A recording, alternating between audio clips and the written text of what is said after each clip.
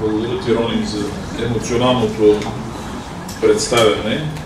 Добре, че всички приятели ме познават, че съм емоционална и предполагам, че вече са ме извинили, че гъкнах и... Не, освен емоционална си скромна, затова защото съм жив свидетел на началния вариант, от който тръгна труда и развитието. Т.е. това не е само дипломната работа, с която тя започна и се дипломирахме тук няколко човека в залата заедно. После тя се развива в дисертация, но днес, поне от това, което видях, тя е станала нещо трето и различно, но повече за това ще говори нашата учителка, професор Иваничка Георгиева.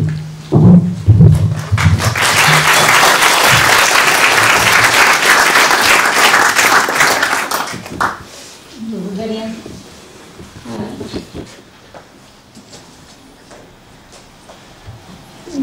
Искам да се обърна към всички вас, колеги и приятели на Рони, следователно и мои приятели. Добре дошли на това тържество, защото за мен честването на една книга не е нищо друго. Едно тържество, един празник. Празник, в който човек, който се е трудил дълги години върху един проблем, а това всички хора, които пишат, знаят колко е трудно, накрая трябва по някакъв начин да получат едно удовлетворение. А това става, когато всички негови приятели, колеги са съпричастни, харесват или критикуват понякога неговата работа. Затова това събитие днеска е много вълнуващо, както за авторката, така и за всички нас. Няма да скрия, че съм много развълнувана, даже притеснена, защото да представиш една книга, това е голяма отговорност. Какво ще види един човек, който трябва за малко време да представи един такъв огромен труд? Това е не само отговорност, нямам думи да обясня колко е трудно. И ще се постарая да кажа няколко думи за книгата на Рони. Тя говори много важни неща, които се отнасят до нейното разбиране по темата, както и прекрасният видеозапис.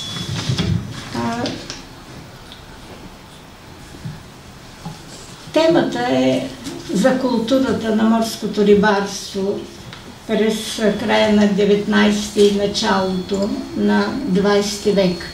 Но всъщност тази тема е много по-голяма във времето. Тя стига почти до наши дни, от една страна, а от друга страна Рони се старае да може да проникне колкото се може по-дълбоко в темата, за да открие началото на рибарството в античността. Тук не мога да отмина един факт, да поздравя издателя на книгата, господин Румен Барозов, защото да се издаде такава книга е много трудно. А той се е доверил на авторката и на нейното желание, колкото може повече страници и повече илюстративен материал. Тази книга печели отделно ще кажа, освен с текста, печели и с илюстрациите. Защото каквото описание да бъде направено, най-съвършеното не може никога да бъде по-добро от една фотография, от един филм. Едно перфектно издание, в което може да се намерят такива детайли, свързани с традициите, с самия поминък, които трудно биха могли да бъдат вече и възстановени. Това изисква голям труд и от страна на самата авторка, защото трябва да кажем, че тя е събрала огромен материал, но тя е участвала във всички дейности, които са свързани с рибарството. Има прекрасни наблюдения и записи и скици. Тук има мили пищови, които да ми подскажат какво да кажа, защото иначе ще бъде много страшно. Говорих за това, че тази тема обхваща един период от време, но събран огромен материал. Но този материал, той е събран и представен комплексно и разгледан пред призмата на интердисциплинарния подход. Тоест, интердисциплинарният подход дава възможност всяко явление да бъде разгледано в взаимовръзка с всички други останали явления. Същността на книгата именно е това да се покаже отделните части от рибарството, как те представляват не отделни, а взаимосвързани части в едно цяло. Като всяка част има своето място, но заедно те представляват едно цяло. Това е много трудно, но авторката е успяла да направи това. Какво е съдържанието на това, което ние четем? Тук няма да се спирам на съдържанието по глави и така нататък. Ще обърна внимание, че книгата предава едно народно знание за морето, за рибите, за ролята на човека, каква трябва да бъде. Тоест, това е натрупания през хилядолетия опит на рибаря и на рибарите въобще, на човека, наблюдавайки природата, наблюдавайки рибата, която се движи в морето и оценява какво трябва да се направи, за да се запази рибата, която е източник за прехрана. Това народно знание е безкрайно ценно. То не бива да се подценява, защото отразява опита, натрупан опит над хората. И когато говорим за днеска, ще видим, че това народно знание вече не съществува и е безкрайно подценено.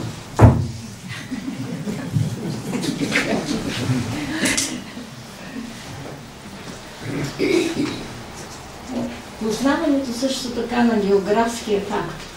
Това не значи да кажем, еди кое си селище се намира там на брега, наоколо има поляни, има равнини и така нататък. Това е географски фактор.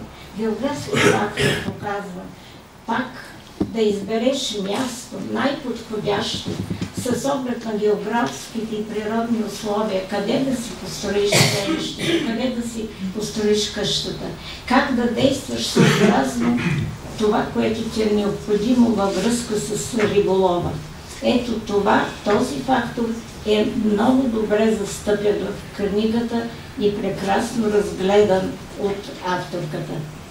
Има нещо също много важно, което се отнася за това, че наред с този фактор имаме и фактора социално-политически и демографски, защото през времето се претърпяват различни промени в рибарската култура. И, например, най-голяма за времето катастрофа настъпва, когато гръцкото население напуска и запада рибарството.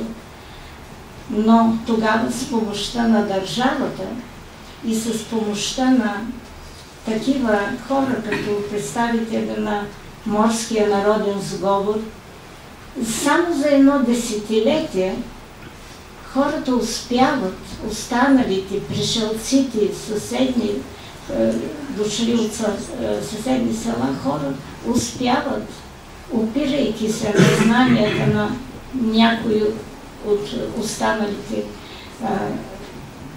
риболовци, да възстановят рибарството като поминък. Това е изключително важно да се отбележи, защото периодът е много кратък и усилията са били много важни, за да се достигне това положение. Риболовът и въобще културната на традиционното рибарство е един много добре работещ механизъм и организъм, защото в него отделните части трябва да бъдат в равновесие, в определен баланс. Както вътре в отделните, например, по отношение на риболова, по отношение на отношението как да се отглеждат рибите и така нататък, и вътрешната спойка между отделните части на морската култура. И това равновесие, което също е изведено в традиционната култура и понякога, разбира се, нарушавано в съвременността, този баланс вече го няма. Искам да кажа няколко думи за човека. Човека рибар. Голямо място е отделила Рони върху човека рибар. Написано е подробно как се става. Подписано е подробно за неговото семейство, което подкрепя тази дейност, защото тя е част от този поминък. Тя е в основата на изграждането, изхранването на семейството.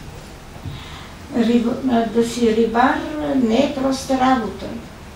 Те са хора, които наблюдават, които прогнозират, те познават метеорологията, познават движението на небесните светила, познават самото море, а това е една голяма стихия. Познават всичко това, могат да правят прогнози. Техният живот не е съвсем безопасен. И в основата на всичко е борбата за оцеляване. И тази борба не би била успешна, ако не е здравото семейство, в повечето случаи на рибарите. Защото жената е включена най-активно в тази помощ, която тя оказва. Тя помага в допълнителните дейности, защото са важни в плетене на мрежите, в подготовката на консервите, във всичко, където може да бъде полезна, тя участва. И благодарение на тези всички задружни хора, които създават и свои кооперации и се стремят да бъдат винаги обединени, все пак може да говорим за едно изключително важно съвместно съществуване и подкрепа в тези нелеки години, които традиционното рибарство е преминало. Тук специално внимание в книгата се отделя на жената на рибаря, за която ви говорих. Така че мястото на човека в традиционната култура е много подчертано. И тук искам да поставя един въпрос, който много ми се иска да го споделя с вас. Аз не веднъж съм го казвала. Става въпрос за очовечаване на науката. Гледаме обществените науки как подхождат към явлението. Представят диаграми, представят таблици, въз основа на някакви данни. Няма лошо. Тези неща могат да служат като някакви прогнози за бъдещето. Добре, но тези цифри, тези неща, които те показват, това са хора. Никой не се замисля за човека, който участва в тези процеси. Некого няма. Имаме таблици, няма лошо. Но къде е човек? Няма го човека. Въобще в нашата наука някакси човека липсва. И затова очовечаването на науката е изключително важно. Човекът трябва да присъства по някакъв начин, да го има. Това е много важно и за самата наука, защото тя може да обясни много явления. И искам да се върна към началото на това, което исках да кажа. Познаваме ли ние морето? Българската традиционна култура и по-късно време, разбира се, отнасящи се за хората, които живеят в средата на България, в тези райони далеч от морето, познават ли морето? Познават ли въобще рибарството? Има ли риба, морска риба на тяхната трапеза? Аз нямам познание, но така мисля, че нямам такова знание за морето. Когато през последните години, началото от средата, да речем, на 20 век, се появиха курортните селища, появиха се застрояването на големите курорти. Да, морето се превърна в нещо много хубаво. Но какво знаем за него? Знаем, че има плаж, ходим на плаж, да се печем, да се гмуркаме. Това е. Какво става отвъд това? Как живеят хората там? Какво им е? Имат ли проблеми? Нямат ли? От това нещо никой не се интересува.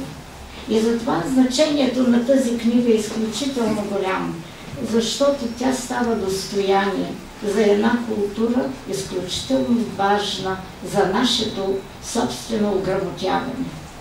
И друго, което е много важно, което трябваше да го кажа, но сега ще го кажа. Рибарството като поминък, като модел на една стопанска система, не е по-малко важен, отколкото земеделието и скотовъдството. Той трябва да...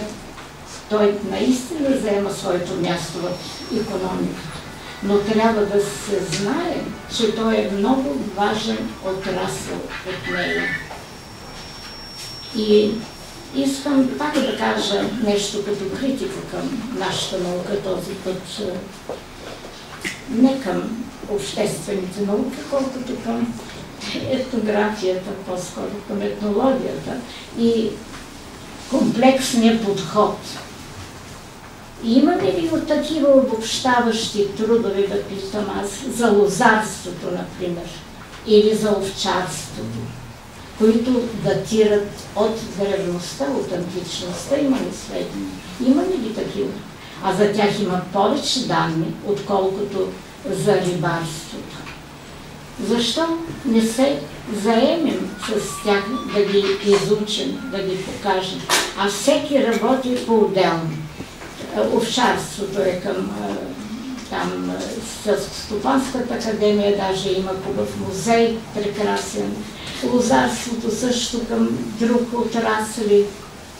Да не говоря пък за липсата на едно цялостно проучване на градската култура. Така че в нашата наука има много, много бели петна. И много хубаво във връзка с това, че ние не разбираме и нямаме морска култура. Не разбирам, което е казал този автор. Мисля, че не се е променил. Той го е казал преди 100 години. Ако сега направим една анкета, мисля, че положението няма да бъде по-различно от тогава. И сега пак ще се върнем към въпросите на екологията. Защото, както виждаме, през цялото време аз говорих се за някакъв фактор, който трябва да се съблюдава, който трябва да спазваме, за да не нарушим равновесието. Според мен, много се говори за екология. Много се говори колко е важно да пазим природа. Питам аз, морето не е ли част от природата? И екологията на мен ми звучи твърде канцеларски, когато започнем да слушаме какво се казва за екология. Екологията е много важна, но не толкова да се говори, а конкретно да се работи. Виждаме как един такъв важен раздел от културата ние сме загубили. Рибата я няма, хората оплакват този факт. Защо няма риба?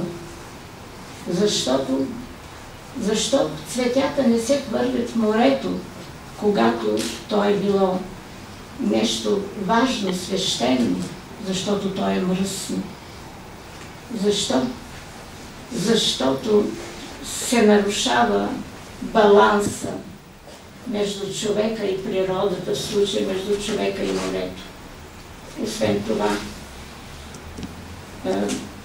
мисля, че водите, които се изсипват от река Дунав, преминали през цяла Европа, не са чисти.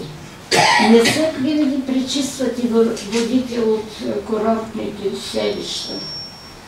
Толкова репортажи сме свидетели да гледаме, в които се поставя този въпрос. Ние унищожаваме своето богатство.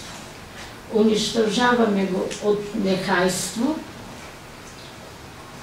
и невежество и лакомия. Ще дам пример. Нехайството, не ми пука, нали знаете, това е. Други там отговарят. Невежеството е, когато се пускат такива машини в морето, нецелесъобразни за живота в морето на рибите, които унищожават и рибите, и техните потомства, което е още по-страшно. И то от невежество, но и от лакомия, за да се изпълни някакъв план, или лакомията, която застрои безкрайно западният бряг на Черно море. Остана малко празни места. Това е голям проблем. Въпросът е, че всички тези проблеми и други проблеми са намерили мястото в тази книга. И е хубаво, може би, да се подари някоя от тези книги на държавните институции, които едва ли ще прочитат, защото ние знаем, че те знаят всичко. Но все пак, съжалявам, че съм пресочила всякакво време, само ще отбележа, че днеска време, нашия живот е твърде динамичен, много бързо се променят нещата. И пред всички хора, независимо дали се работят в някаква институция или не, според мен има една задача. Да записва своите спомени, макар и древни. Да записват хора, които знаят. Да търсят разни стари захвърлени снимки, да могат да натрупаме един материал за миналото и за днеска, когато изчезват много бързо всички професии, които до сега са били актуални. И да събират предмети от близкото минало, които са били в употреба. И за това искам да обърна внимание, че има две много важни институции в това отношение. Това са архивите и музеите, към които трябва също да се обърне абсолютно голямо внимание от страна на държавата. Това го казвам не за да се харесам на председателя, защото съм убедена в това. И накрая искам да кажа, че една книга, дали е хубава или не толкова, това е с внушението, което тя прави на читателя, с идеите, които дава, с перспективите, които поставя за по-нататъчна разработка. И след като човек прочете една книга и му идват прекрасни идеи и той се въодушевява, значи книгата е изпълнила своето предназначение. И не мога да не отмина няколко други думи и аз. Всичко, което благородна Филипска Рони е направила, би било много по-трудно, даже невъзможно, ако тя не е имала подкрепата на своето семейство. Дълбок поклон на нейните родители, госпожа Виолета Филипска и господин Стоян Филипски. И невероятната им сестра Галя.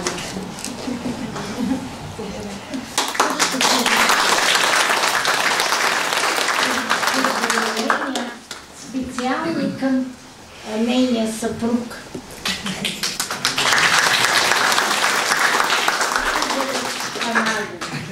Който поддържа всички идеи на Рони, който винаги е до нея и е съпричастен към това, което прави. Това е, тези хора от нейното семейство са истински благослови. И в заключение искам да кажа още едно изречение и свършвам. За Рони няма да има място. Няма значение. Пожелавам всички понякога да обърнем поглед назад и сведем глави към хората, които са вдъхновили доктор Благородна Филипска да пише за тях, които са имали един много труден живот за оцеляване, но винаги са живели с чест и достоинство. Извинявайте много, че прекалих.